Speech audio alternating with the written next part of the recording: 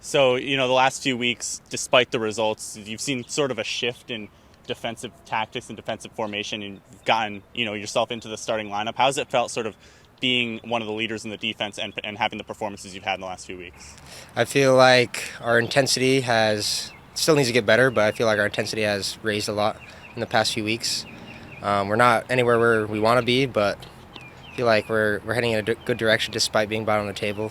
Today was a tough training, but the intensity was great. So Yeah, and Tab was mentioning you're scoring enough goals to be a playoff team, but just simply not defending well enough. And how do you sort of fix that, especially in the last 10 minutes? What do you change to keep those balls out of the back of the net? we just got to be switched on the entire 90 minutes. Last game we turned off on the last 5 minutes, and we can't allow that. And it was tough. It was a tough game to swallow.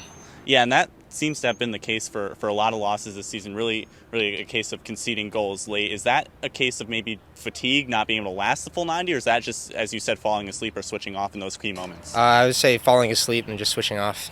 We have the energy, we have the grit. We just gotta show it in those last 5 minutes.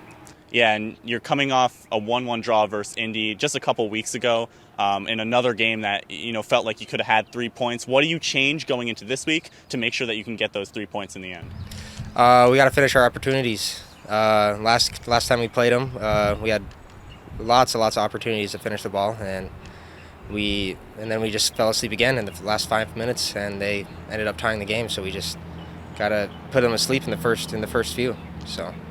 And despite the result last week, did you feel you did a better job putting away the opportunities, having scored 3 goals? Yeah, we played. Our attacking was a lot better last game, and unfortunately we took the loss. But I feel like we're in a good direction with training today. It looked good, so we're ready. We're going to be ready for Saturday.